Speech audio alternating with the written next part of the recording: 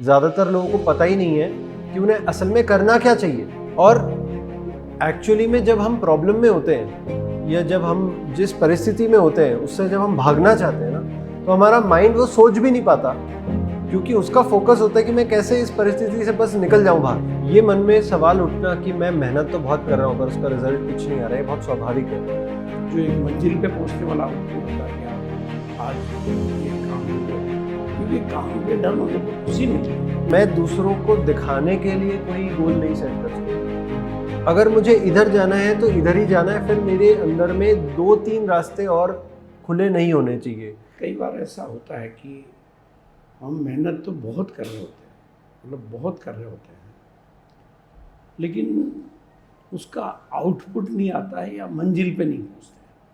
मतलब दिन भर ऐसा लगता है काम भी कर रहे हैं, बिजी भी खूब है, लेकिन मतलब एक सेटिस्फैक्शन देने वाला आउटपुट है ना, जो एक मंजिल पे पहुंचने वाला आउटपुट होता है कि यार आज ये काम हो गया, क्योंकि काम के डन होने पे खुशी मिलती है।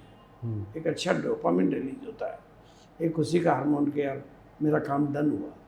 लेकिन कई बार हम बहुत काम करते हैं, दिन भर काम करते हैं, लेकिन वैसा खुशी शाम को ऐसा लगता है थक गए और पहुँचे कहीं नहीं। तो इसका क्या सॉल्यूशन है और क्या इसकी वजह है, इसको थोड़ा सा कैसे मंजिल पे। ये अपने आप में एक बहुत ही बड़ा प्रॉब्लम है आज के समय में, और आई थिंक हमेशा से रहा है। ये मन में सवाल उठना कि मैं मेहनत तो बहुत कर रहा हूँ पर उसका रिजल्ट कुछ नहीं आ रहा है, ये बहुत स्वाभाविक है। सबसे बड़ा रीज़न कि क्यों कोई मेहनत तो भरपूर कर रहा है पर उसको नतीजा नहीं मिल रहा है, वो वैसे तो कई वजह हैं, पर सबसे बड़ा रीज़न ये है कि आदमी को ये स्पष्टता नहीं है कि मुझे किस काम को करके उसको किस अंजाम तक पहुंचाना है। यानी कि अगर मेरे दिमाग में ऑब्जेक्टिव क्लियर होगा, मेरा मैप पूरा क्लियर होगा, तब तो मैं उसको भरपूर मात्रा में करके और उसको मंजिल तक पहुंचा दूंगा। पर अगर मैं कुछ भी कर रहा हूं और सोचूं कि मैं उसको एक कंक्लूजन तक पहुंचा दूं, तो बहुत ज़्यादा काम करने के का मतलब ये नहीं है कि मैं सोल्यूशन तक पहुंच जाऊंगा। आउटपुट मेरा तब नहीं आएगा जब मैं बहुत ज़्यादा काम कर रहा हूँ। आउटपुट मेरा तब आएगा जब मैं सही काम को फोकस्ड रूप से मेहनत के साथ सही काम को फोकस रूप के, लेकिन सही काम का पता कैसे चलेगा? यही सबसे बड़ा प्रॉब्लम है, क्योंकि ज़्यादातर लोगों को पता ही नहीं है कि उन्हें असल में करना क्या चाहिए। और एक्चुअली में जब हम प्रॉब्लम में होते हैं या जब हम जिस परिस्थिति में होते हैं उससे जब हम भागना चाहते हैं ना, तो हमारा माइंड वो सोच भी नहीं पाता, क्योंकि उसका फोकस होता है कि मैं कैसे इस परिस्थिति से बस निकल जाऊं बाहर। तो वो तरह तरह के विचार दिमाग में लेकर आता है, वो खुद के बचाव के लिए होता है। इस मामले में हमें रुक कर भागना हमारे लिए कभी भी उसमें हेल्पफुल नहीं रहेगा। उस मोमेंट पे मुझे रुकना पड़ेगा, ठहरना पड़ेगा और सिर्फ ये सोचना पड़ेगा कि असल में मैं चाहता क्या हूँ। हाँ, कहीं गलती से मैं ऐसी ट्रेन में तो नहीं बैठ गया हूँ जिसमें भीड़ बहुत है, लेकिन मंजिल मुझे ही पता नहीं कि जाना क्या है। हाँ, तो मुझे पहले ठहर कर एक अपना गोल सेट करना पड़ेगा। राइट। क्योंकि लोगों का आज के मैं समय क्या में चाहता प्रॉब्लम हूँ? यह है कि वो बिजी तो बहुत हो गए हैं पर प्रोडक्टिव नहीं हुए। हाँ, प्रोडक्टिव इस मायने में नहीं हुए क्योंकि वो जो टास्क कर रहे हैं उनको पता नहीं कि वो क्या कर रहे हैं, क्यों कर रहे हैं। हाँ, क्या क्यों पता नहीं है, बस वो कर रहे हैं। एग्जैक्टली। मतलब वेस्ट टास्क या वेस्ट कामों को बहुत हाथ में आ जाते हैं या ले लेते हैं, और ये इसलिए होता है क्योंकि उसका कोई ऐसा क्लियर गोल नहीं है। हाँ, रिटर्न गोल नहीं है, क्लियर गोल नहीं है। उसको ही अपनी डेस्टिनी उसने डिसाइड नहीं की है, उसने सिचुएशन पे छोड़ रखी है। तो इसके सॉल्यूशन क्या है? सोल्यूशन से पहले मुझे लगता है कि इस प्रॉब्लम को थोड़ा और गहराई से समझने की ज़रूरत है। आमतौर पे जब कोई व्यक्ति किसी परिस्थिति को सॉल्व करने के लिए डिसीजन बनाता है, मेरे साथ में एक घटना घटी, उस घटना के बदले में मुझे कुछ करना है ताकि मैं उस परिस्थिति से बाहर आ जाऊं, तो मैं कभी लॉन्ग टर्म प्लान नहीं बना पाता उस टाइम पे, क्योंकि मेरे लिए दिमाग में सिर्फ एक ही विषय चल रहा है कि मुझे इस परिस्थिति से बस किसी तरह से बाहर निकलना। तो जब मैं एक शॉर्ट टर्म सोल्यूशन बनाता हूँ, वो मुझे एक और दूसरी परिस्थिति में ज़रूर डालेगी, क्योंकि ये कभी भी प्लान्ड अप्रोच नहीं था। ये एक रिएक्टिव अप्रोच था। पर उसकी जगह पर अगर मैं एक लॉन्ग टर्म प्लान बनाऊं कि वास्तविक रूप में मैं अपने जीवन में क्या हासिल करना चाहता हूं, मेरे लिए क्या महत्वपूर्ण है और वो क्यों महत्वपूर्ण है, वो जो कुछ भी हो जो मैं चाहता हूं, अगर मेरी एक ब्लूप्रिंट होगा मेरे पास, अगर एक रूपरेखा होगी कि ऐसे ये स्टेप्स पे चलकर मैं अपनी मंजिल तक पहुंच सकता हूं। फिर इसका तो ये है कि मुझे पहले तो अपने आप को ठीक से समझना होगा, फिर मुझे अपना एक clear destiny, clear goal set करना होगा, और फिर उसमें जो ऑब्स्टेकल आएगी तो मुझे उनके सॉल्यूशन ढूंढते हुए लेकिन आगे वहीं बढ़ना है। हाँ। मेरी फाइनल गोल तो यानी मेरा उसे मैं क्या लाइफ का गोल कहूँ या किसी पर्टिकुलर योजना का गोल कहूँ। हम एक तरह से कह सकते हैं कि ये लाइफ का गोल भी हो गया, पर अगर हम किसी योजना की बात कर रहे हैं which is a very specific project, तो उस प्रोजेक्ट का भी अल्टीमेट आउटकम मुझे पता होना चाहिए, वरना उस प्रोजेक्ट के डिसीजन में भी मैं किधर भी भटक सकता हूँ। मेरी लाइफ की फाइनल डेस्टिनेशन को कनेक्ट होना चाहिए। बिल्कुल सही बात है। यानी मनी मेरी प्रायोरिटी है तो हाँ, वो मेरा गोल मनी की तरफ मुझे ले जाना चाहिए। हाँ, स्पिरिचुअलिटी मेरी प्रायोरिटी है तो वो मुझे स्पिरिचुअलिटी की तरफ ले जाना चाहिए। हेल्थ मेरी प्रायोरिटी है तो वो मेरे को हेल्थ की तरफ ले जाना चाहिए। ऐसा क्लियरिटी मेरे मन में होनी चाहिए। बिल्कुल। और ये जो क्लैरिटी है, यहाँ पर मुझे अपने आप के साथ में बहुत ऑनेस्ट होना पड़ेगा, क्योंकि मैं दूसरों को दिखाने के लिए कोई गोल नहीं सेट कर सकता कि मैं अगर स्पिरिचुअल गोल बनाऊंगा तो लोग मेरी वाहवाही करेंगे, इसलिए मैं स्पिरिचुअल बना लेता हूँ, पर अंदर में से मैं पैसा चाहता हूँ। हाँ, तो ये मेरे को खुद को अपने आप को समझना है। हाँ, तो मेरे अंदर में एक क्लैरिटी होनी चाहिए। अगर मुझे इधर जाना है तो इधर ही जाना है, फिर मेरे अंदर में 2-3 रास्ते और खुले नहीं होने चाहिए, क्योंकि अगर मैं 2-3 नाव में एक साथ सवार होने की कोशिश करूंगा तो मैं कहीं भी नहीं पहुंचूंगा। नहीं, ऐसा तो हो सकता ना कि मैं पहली प्रायोरिटी मेरा ये है, मैं प्रथम स्थान पर इसको रखता हूँ, सेकंड प्रायोरिटी मेरी ये है, थर्ड प्रायोरिटी मेरी ये है, तो यहाँ मैं प्रायोरिटीज डिसाइड तो कर सकता हूँ। यहाँ पर हमें ये डिफरेंशिएट करना पड़ेगा कि मेरा अल्टीमेट गोल जो है वो तो एक ही हो सकता है, वहाँ पर मल्टीपल प्रायोरिटीज़ नहीं हो सकती, पर वो अल्टीमेट गोल तक पहुँचने के जो माइलस्टोन्स हैं वहाँ पर अलग अलग प्रायोरिटीज हो सकती है। मेरा स्पिरिचुअल गोल है तो वो एक अलग है, मेरा हेल्थ का गोल है वो अलग है। तो ये है कि मैं स्पिरिचुअल गोल को प्रायोरिटी पे पहले ले लिया, फिर मैंने सेकंड पे हेल्थ को ले लिया, ऐसा तो। पर असल में यहाँ पर एक बहुत ही कॉन्फ्लिक्टिंग पॉइंट है, वो ये है कि जैसे आपने कहा कि स्पिरिचुअल गोल मेरा पहला है तो मैंने पहले उसको ले लिया, और हेल्थ गोल मेरा सेकेंडरी है तो उसको मैंने बाद में ले लिया। बट अब कॉन्फ्लिक्टिंग पॉइंट ये है कि जब तक आपका हेल्थ आपका साथ नहीं देगा, आप स्पिरिचुअल गोल की तरफ में नहीं जा पाओगे। तो क्या मुझे अपने गोल को पहले नंबर पे हेल्थ को ले लेना चाहिए? हाँ, पर वो हम इस तरह से डिसाइड कर पा रहे हैं कि मेरा अल्टीमेट गोल क्या है, मैं लास्ट में क्या चाहता हूँ, कि सब कुछ छूट जाए, मुझे ये लास्ट में चाहिए, या सब कुछ सही हो तो लास्ट में मैं ये जाके करूँगा। तो अगर spiritual goal is my last point, यानी हर एक चीज़ जो मैं कर रहा हूँ वो किसी न किसी, चाहे मैं पैसा भी कमा रहा हूँ आज, अगर मैंने पैसे का गोल भी बनाया है, अगर मैंने हेल्थ का गोल भी बनाया है, मैंने किसी भी चीज़ का गोल बनाया है, वो मेरे स्पिरिचुअल गोल से कनेक्ट होना चाहिए। लेकिन एक्चुअली में क्या होता है कि मैं जिस तरह के वातावरण में रहता हूँ, जिस तरह के लोगों के बीच में रहता हूँ, जिस तरह की दुनिया को देखता हूँ, तो वो मेरे मन की स्थिति को प्रभावित करते रहते हैं।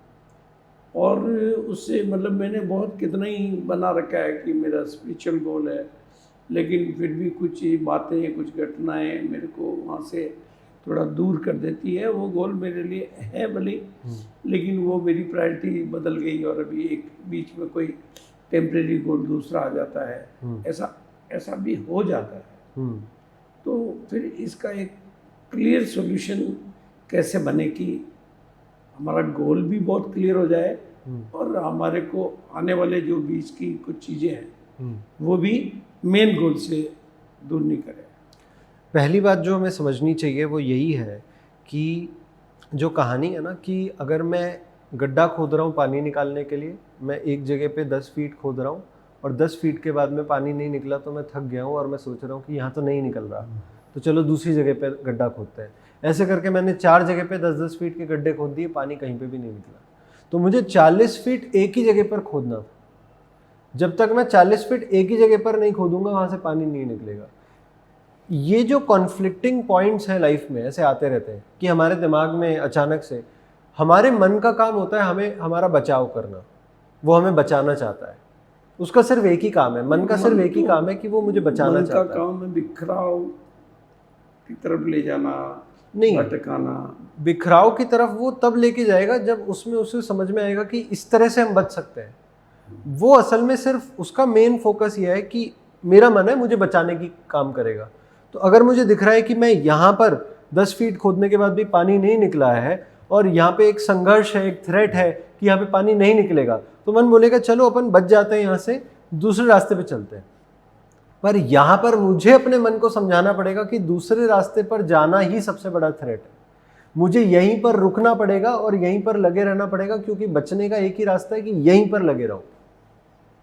तो ये हम अपने मन को वश में कैसे करते हैं, ये उसे कैसे समझाते हैं। एक मुझे दोस्ती करनी पड़ेगी जहाँ पर उससे बातें करके उसे बताऊंगा कि सही चीज़ क्या है, क्योंकि उसे नहीं पता। तो वो तमाम चीज़ें करेगा एक बच्चे की तरह, जो उसे लगता है कि ये सही हो सकता है शायद इनको बचाने के लिए। इसको मैं थोड़ा सा दूसरी तरीके से, मतलब मेरे जो अंदर समझ, मेरे अंदर एक तरह से मन भी दो है, एक नकारात्मक मन है, एक सकारात्मक है। कभी कभी नकारात्मक डोमिनेट करने लग जाता है, कभी सकारात्मक डोमिनेट करने लग जाता है। तो उसका तभी तो भटकाव क्यों आता है, इसीलिए आता है। उसका क्या सॉल्यूशन? सॉल्यूशन, सबसे पहला इंपॉर्टेंट सॉल्यूशन तो यही है कि मतलब एक बहुत ही गोल्डन लाइन है जिसे कहते हैं, if you want to reach somewhere faster go slow. अगर आप कहीं पे तेज़ी से पहुंचना चाहते हैं तो धीरे चलिए। वैसा क्यों बोला जाता है? तो हर चीज़ को अगर साइंटिफिक वे से समझेंगे तो everything is working in a sine curve, इस तरह से वर्क करता है, ऊपर नीचे ऊपर नीचे। तो धीरे चलने का मतलब ये है कि जब आप सोच रहे हो, जब आप डिसाइड कर रहे हो, तब आप धीरे चलिए, आप रिलैक्स हो जाइए। और जब आप आपने डिसीजन बना दिया, अब उस पर एग्जीक्यूशन करना है, अब उस पर एक्शन लेना है, तब आप फास्ट हो जाइए। मैं फास्ट एक्शन तब ले पाऊंगा जब मैंने रुक के आराम से सोचा होगा। जब मेरे दिमाग में क्लैरिटी होगी तो मैं उस पर फटाफट चल सकता हूँ, पर दिमाग में क्लैरिटी नहीं होगी तो चलते चलते मैं 100 बार सोचूंगा कि इधर जाना था या उधर जाना था, या मैं जा रहा हूँ, क्या वो वाकई सही है। तो सबसे पहला काम जो बहुत मुश्किल है, बहुत साधारण सा है पर बहुत मुश्किल है, वो है कि मुझे असल में रुक जाना है, मुझे भागना नहीं है। आज मैं जो भी परिस्थिति में हूँ मुझे वहाँ से भागना नहीं है, मुझे उसका सामना करना है, यानी मुझे रुक जाना है, ठहर जाना है, एक गहरी सांस लेकर वाकई में इस मोमेंट में रिलैक्स हो जाना है। जब मैं रिलैक्स होकर सिर्फ सच्चे मन से ये सवाल, क्योंकि जब हम अच्छे सवाल पूछते हैं, शांत हो, हाँ, बहुत कूल हो, हाँ, जब हम अच्छे सवाल पूछते हैं तो अच्छे जवाब आता है। तो मुझे अपने अंदर में एक बहुत अच्छा सवाल ये पूछना है कि मेरे लिए इस जीवन में सबसे महत्वपूर्ण क्या है, क्या वो चीज़ है जो मैं हासिल करना चाहता हूँ। हो सकता है किसी के लिए पैसा बहुत महत्वपूर्ण हो सकता है किसी के लिए अपना परिवार बहुत महत्वपूर्ण हो, किसी के लिए स्पिरिचुअल गोल जैसे आपने बताया वो बहुत महत्वपूर्ण हो, किसी के लिए हो सकता है कि उसको भारत का नाम रोशन करना है, अपने देश का नाम रोशन करना है, बहुत महत्वपूर्ण हो सकता है किसी के लिए। आपको यहाँ पर अपने आप से बहुत सच बोलना है, जो भी आपके लिए महत्वपूर्ण है। दूसरों को दिखावे के लिए, दूसरे क्या सोचेंगे उसके हिसाब से इसे बदल दिया तो हम कभी सही जगह पर नहीं पहुंच पाएंगे, क्योंकि अंदर में कॉन्फ्लिक्ट बना ही रहेगा। बोलने के लिए मैंने बोल दिया कि मैं इतने लोगों को महान बनाना चाहता हूँ, इतने लोगों की सेवा करना चाहता हूँ, पर अंदर में मेरे चल रहा है पर पैसा। तो यहाँ पर मैं अपने आप से झूठ बोल रहा हूँ। मुझे तो मेरा कहने का मतलब ये हुआ कि मुझे अपने आप के साथ में बैठकर अपने व्यक्तित्व को ऑब्जर्व करके एक बहुत ही क्लियर डिसीजन लेना होगा, और उस डिसीजन में बहुत क्लियरिटी लानी होगी, और फिर मैं उस एक ही ट्रैक पे आगे बढ़ूँ। फिर उसकी मतलब उस ट्रैक में फाइनल डेस्टिनी पर पहुंचने के लिए जो भी सपोर्टिंग है, हाँ, वो काम मैं कर सकता हूँ। एग्जैक्टली।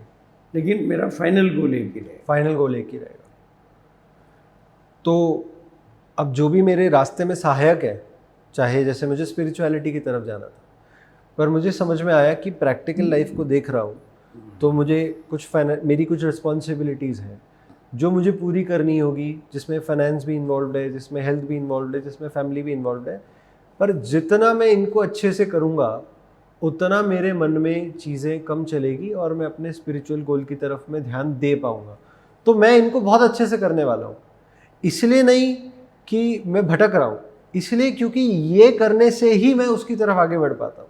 तो अब इंटरकनेक्टेडनेस आ गया, जिसकी वजह से आज जो हमें लगता है कि हम बिजी बहुत हैं पर प्रोडक्टिव नहीं है, जो मैंने कहा बिजी इसलिए क्योंकि हम बहुत कुछ करना चाह रहे हैं, एक साथ करना चाह रहे हैं। जैसे एक व्यक्ति कोर्स भी देखना चाह रहा है, किताब भी पढ़ना चाह रहा है, अपना काम भी करना चाह रहा है, वो घर का काम भी संभालना चाह रहा है, वो पैसे भी देखना चाह रहा है, साथ में अपना एक बिजनेस भी शुरू करना चाहता है, वो जॉब के लिए भी अप्लाई करना चाहता है, वो दोस्त भी बनाना चाहता है, वो पार्टी में भी जाना चाहता है। इतने सारे काम हैं जो एक साथ उसको करने के लिए दिमाग में चल रहे हैं और वो हमेशा कह रहा है कि मेरे पास तो वक्त ही नहीं है। हर एक चीज़ करना चाहता है और हर एक चीज़ के लिए उसके पास वक्त नहीं है क्योंकि वो कंफ्यूज्ड है। और जैसे मैंने कहा कि मुझे करते समय तो फास्ट चलना है पर सोचते समय धीरे हो जाना है, तो इसका मतलब उसने रुककर आराम देकर सोचा ही नहीं। जो समय लगाना वो सोचने में लगाना, करने में तो गति अपने आप है। हाँ, करने में ताकि मेरा निर्णय बहुत क्लियरिटी के साथ हो। राइट, इसे गोल सेटिंग भी कह सकते हैं। इसे बिल्कुल गोल सेटिंग कहते हैं।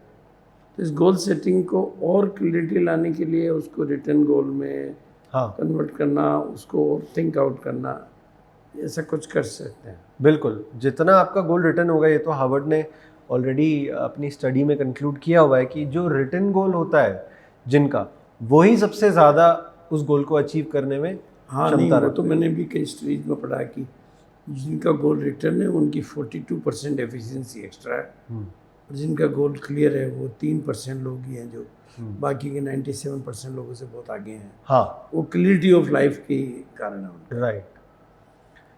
दूसरा एक कारण जो मुझे लगता है कि क्यों कोई अपने गोल को अचीव नहीं कर पाता या वो मेहनत बहुत करते एक रिजल्ट नहीं आता, इज बिकॉज वो कॉन्स्टेंटली दिमाग में सोच रहे हैं कि रिजल्ट कैसा आएगा। अभी जब मैं कोई काम कर रहा हूँ तब मैं अपना पूरा फोकस अगर काम पे डालूंगा तब शायद उसका बढ़िया आउटकम आएगा।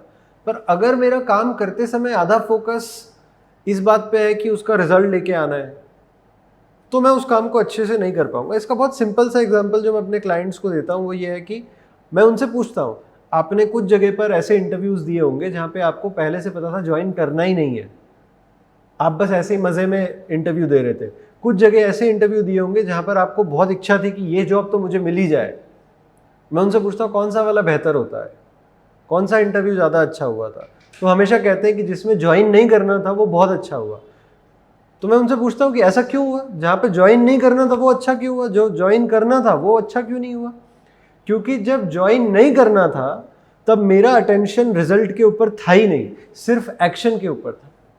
डर नहीं था कोई, तो हाँ, बहुत कॉन्फिडेंस के साथ दे रहा था। एग्जैक्टली, क्योंकि फोकस सारा एक ही जगह पर है कि वो मुझसे सवाल पूछ रहे, मुझे जवाब देना है। पर दूसरी जगह पर जहां पर ज्वाइन करना था वहां पर फोकस स्प्लिट है। मैं जवाब देना चाहता हूं ताकि वो मुझे पसंद कर ले। तो यहां पर एक एडिशनल स्टेप लग गया जहां पर मेरा फोकस स्प्लिट हो रहा है।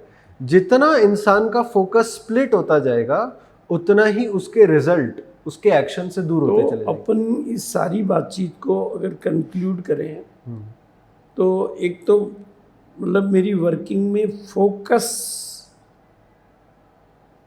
का होना बहुत ज़रूरी है। हाँ, इस विषय पे तो बहुत कुछ कहा गया है। और एक मेरा गोल में क्लियरिटी होना बहुत ज़रूरी है। राइट। और उसके बाद मुझे उस गोल से दाएं बाएं नहीं होना है। हाँ, और दूसरी टास्क के मतलब कोई जो ज़रूरी टास्क आ रही है वो लेनी है, लेकिन मेन गोल को ऑब्जेक्टिव को कभी छोड़ना नहीं है। हाँ, तो फिर मैं मंजिल पे पहुंचूंगा ही पहुंचूंगा। और मुझे मतलब बहुत वो हासिल भी होगा। दुनिया के जितने भी महान लोग बने हैं, कोई फुटबॉलर बना है, कोई क्रिकेटर बना है, कोई फिल्म इंडस्ट्री में गया, वो उन्होंने यही किया होगा स्ट्रगल के बावजूद भी कि बस वो वहीं डटे रहे। राइट। इसको मैं अगर एक लाइन में कहूँ तो ये कह सकता हूँ कि जो डटा रहा वही सच्चा हीरा है। हाँ, बिल्कुल, जो डटा रहा वही सच्चा हीरा है। हाँ, खतरे कोयले तो बहुत थे, लेकिन जिसने सबसे ज़्यादा दबाव सह लिया वो हीरा बन गया। बिल्कुल। तो यहाँ पर, क्योंकि यहाँ पर कुछ लोग कंफ्यूज हो सकते हैं कि मैं तो हमेशा से इस पे मेहनत करता आ रहा हूँ पर मेरा तो आउटकम नहीं आ रहा, तो किस मोमेंट पे मुझे उसको छोड़ देना चाहिए? कभी कभी छोड़ना भी एक बहुत सही स्ट्रैटेजी होती है, पर हम ये डिसीजन कैसे करें कि छोड़ना कब है और डटे कब रहना है? तो उसका एक बहुत सिंपल सा सल्यूशन है कि पहले अगर आपने अपना डिसीजन सही तरह से बनाया है कि मेरे लिए ये ज़रूरी है, तब तो आप वहाँ पे उस रास्ते में आगे बढ़िए।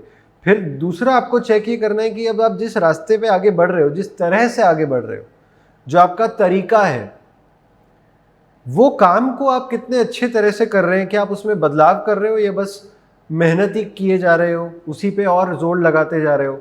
क्योंकि किसी काम को अंजाम तक पहुंचाने के कई तरीके हो सकते हैं, रास्ता वही है पर तरीके बदलते जा सकते हैं। तो क्या हम अलग अलग तरीके से अपने आप को चेक कर करके कि मैं कहाँ पे शॉर्टफॉल मेरा हो रहा है, मैं उस पर और मेहनत कर रहा हूँ, अगर मैं ये सब कर रहा हूँ तब तो मैं डटे रह सकता हूँ। पर ये सब करने के बाद में भी मेरा आउटकम नहीं आ रहा है, हर तरीके से मैं चेक कर चुका हूँ, तो फिर शायद किसी पॉइंट पर प्रैक्टिकलिटी देखकर हमें स्विच कर लेना चाहिए कि ये चीज़ संभव नहीं हो रही है, तो जीवन को आगे चलाना ज़रूरी है और हमें चेंज करना चाहिए गोल वहाँ पर। बट जैसे आपने बताया कि गोल क्लियर होना बहुत ज़रूरी है। आपने कहा कि 97% लोग तो कुछ हासिल नहीं कर पाते जीवन में, 3% लोग सब कुछ हासिल कर जाते हैं क्योंकि उनका गोल क्लियर होता है। और ये वाकई में बहुत ज़रूरी, क्योंकि वो उस गोल के पीछे लगेंगे। जब वो गोल के पीछे लगे तो उनके मन में 4 और ख्याल नहीं आ रहे, और हमने देखा जब 4 और नए ख्याल आते हैं तो आदमी वहाँ अटक जाता है, मैं ये करूँ या वो करूँ, कौन सा अच्छा होगा। पर आपके एक्सपीरियंस में और ऐसे क्या कारण हो सकते हैं जिसकी वजह से अगर कोई मेहनत करता है फिर भी उसको नतीजे नहीं आता? क्या कोई कार्मिक रीज़न भी है? नहीं, इसका एक कार्मिक रीजन तो खैर वो थोड़ा डीप का मैटर हो गया, मतलब बहुत डीप की बात हो गई। लेकिन जो मैं बहुत मोटे तौर पे, जो बहुत प्रैक्टिकल है, दोनों मेरे अंदर है, एक नेगेटिव मन, एक पॉजिटिव मन। मैं किसको ज़्यादा खुराक दे रहा हूँ वो मेरे ऊपर डोमिनेट करने लग जाएगा।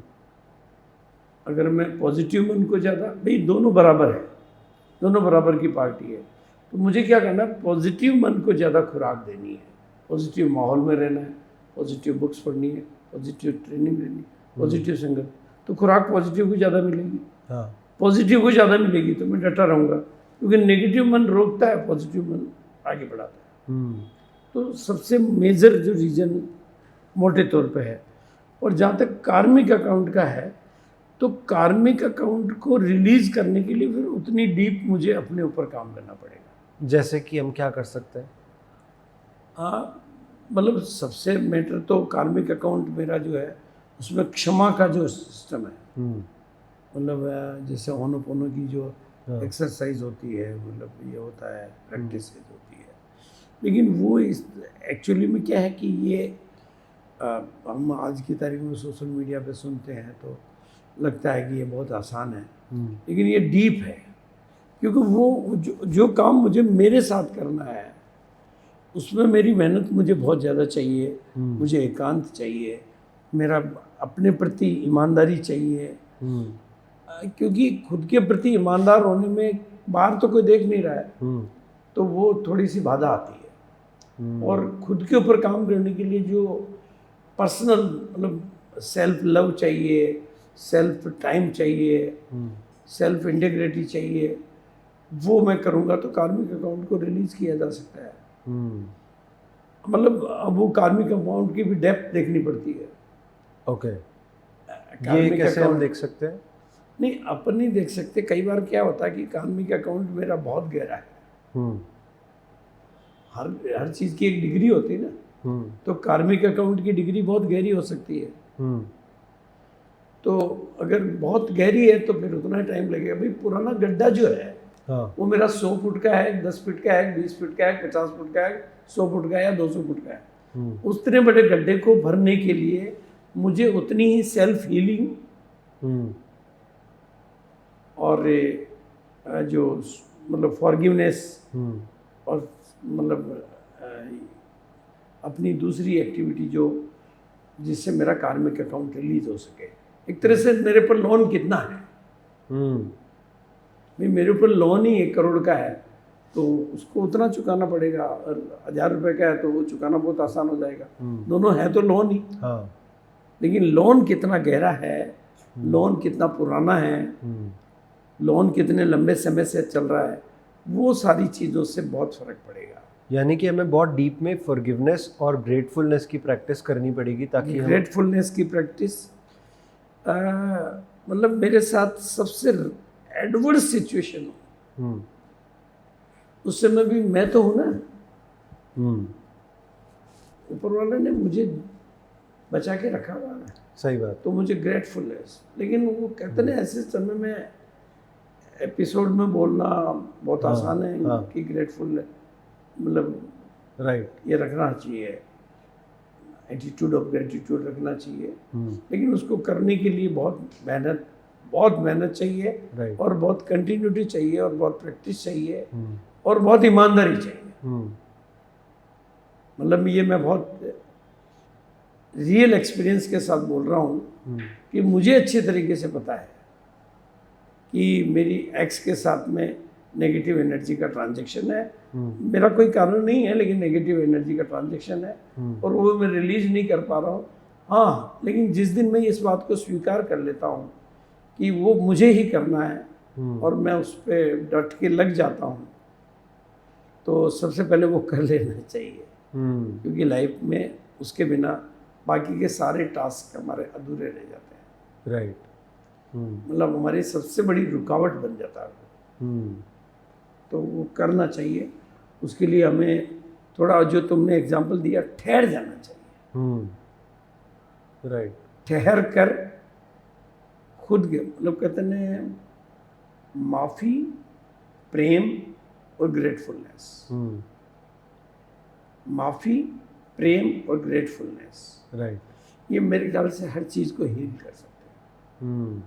और जब एक बार प्रॉपर हीलिंग हो जाती है तो फिर मतलब हमारी सोल खुद बोल देती है, हमारे अंदर से पता चल जाता है कि एवरीथिंग इज क्लियर।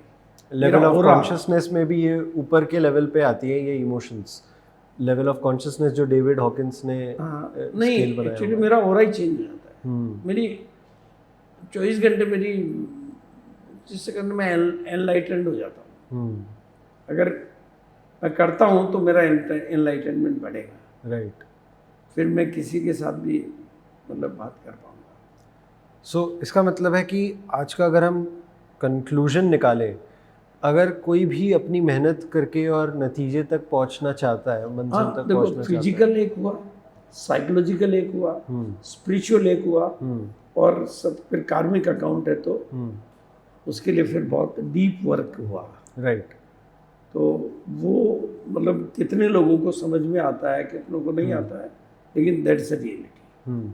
तो एक फाइनल सोल्यूशन आपकी तरफ से क्या होगा जो अभी से कोई शुरुआत कर सकता है? पहले तो मुझे क्लियर होना पड़ेगा। मतलब क्लियर नहीं होना पड़ेगा, बहुत क्लियर होना पड़ेगा कि मैं अपने आप से क्या चाहता हूँ। राइट। दुनिया से क्या चाहता हूँ, टाइम से क्या चाहता हूँ, मुझे क्या चाहिए, क्यों चाहिए, राइट, मैं क्या बनना चाहता हूँ। मेरा मतलब बहुत सारे मामलों में मेरी बहुत क्लियरिटी है, इसलिए मुझे बहुत सारी चीज़ें परेशान नहीं करती, लेकिन मुझे वो बहुत क्लियरिटी चाहिए। और फिर उसके बाद में मेरा उसके साथ में फिजिकल वर्क की वो क्लियरिटी इतनी ज़्यादा चाहिए कि मुझे चीज़ें भटका ना सके। मतलब और फिर मेरा फोकस भी बहुत क्लियर, जब क्लियरिटी आ जाएगी तो फोकस भी आ जाएगा, और फोकस आएगा तो रिजल्ट भी आएगा। अब ऑब्स्टिकल्स का आना, ये मेरे कार्मिक अकाउंट भी हो सकते हैं, मेरे वर्किंग पैटर्न्स भी हो सकते हैं, मेरी लैक ऑफ नॉलेज भी हो सकती है, मेरा लैक ऑफ एक्सपीरियंस की कमी भी हो सकती है, वो सो मेनी रीजन हो सकते हैं, मेरे अपने बिलीव सिस्टम भी हो सकते हैं, मेरे अंदर की धारणाएं मान्यताएं भी हो सकती है, वो सो मेनी रीजन्स। तो वहाँ पर मुझे अपने आप पे काम करना पड़ेगा ताकि मैं सीख सकूँ। लर्निंग्स मुझे बढ़ानी पड़ेगी। राइट। और लर्निंग मैं जितनी बढ़ाऊंगा तो मुझे पता चलेगा मेरी कमियों को कौन दिखाएगा। लर्निंग। बिल्कुल। भाई मेरी कमियां कहाँ से पता चलेगी? जब मैं कुछ दूसरे जो एक्सपीरियंस लोग हैं उनकी किताबें पढ़ूंगा, ट्रेनिंग अटेंड करूंगा, तो मुझे पता चलेगा कि यार मेरे यहाँ अंधेरा कहाँ पर है, हाँ, मेरे कौन से कमरे में अंधेरा ज़्यादा है। और अपने आप को चेक भी करते रहना पड़ेगा। हाँ, वो ईमानदारी खुद के साथ तो ईमानदार होना ही पड़ेगा। हम्म, अगर मैं अपने साथ ईमानदार नहीं हूँ तो फिर मैं भटकता रहूँगा। राइट। भाई कम से कम मैं अकेला मेरे साथ तो ईमानदार रहूँ हम्म, कि मैं ये गलत कर रहा हूँ, ये सही है, ये सही नहीं है। मैं खुद को ही धोखा दे रहा हूँ तो फिर तो कुछ हो नहीं सकता। सही बात है। तो वो अपने साथ ईमानदार होने वाला ही लर्निंग में आ पाएगा, हम्म, अपने साथ ईमानदार होने वाला ही रास्ता खोज पाएगा। क्योंकि दुनिया को तो मैं बदल नहीं सकता, मैं बदल तो अपने को ही सकता हूँ ना। तो स्वयं परिवर्तन से विश्व परिवर्तन, राइट। तो सेल्फ चेंज के लिए मुझे काम भी अपने ऊपर ही करना पड़ेगा। वो बाहरी जो काम है उससे ज़्यादा काम शायद अंदर का है, वो मुझे करना पड़ेगा। तो आशा करते हैं कि ये एपिसोड ने आपको ठहरने में मदद की होगी। आपके व्यस्त जीवन, आपके भागते हुए जीवन में से जब आपने ठहर कर, रुक कर, सोच कर आज हमें सुना होगा, और इसके बाद में भी आपसे यही निवेदन है कि आप आज का समय थोड़ा अपना निकालें, अलग से अकेले में जाकर एकांत में शांति से बैठें, थोड़ी ब्रीदिंग एक्सरसाइज करके अपने आप को रिलैक्स करें, और फिर शांत मन से सोचें कि वाकई में हम कहाँ गलत जा रहे हैं। क्योंकि अगर आपकी प्रॉब्लम स्पष्टता से डिफाइन हो जाएगी तो आपको सल्यूशन ज़रूर मिल जाएगा। तो आज की चर्चा में बहुत ही बेहतरीन हमें सल्यूशन मिले कि कैसे हम अपने काम को मंजिल तक ले जा सकते हैं और अपने आप को चेक कर सकते हैं कि अगर वो नहीं जा रहा है तो वो रुकावट को कैसे डायग्नोस किया जाए और फिर उसके ऊपर में कैसे वर्क किया जाए। इसी से जुड़ी हुई एक और चर्चा है कि हमारे मन में जो ओवर थिंकिंग चलती रहती है और वो नहीं रुक पाती, हम उसे समझें कि ऐसा होता क्यों है और हम उसे कैसे रोक सकते हैं। ये चर्चा एपिसोड 3 में अभी देखिए।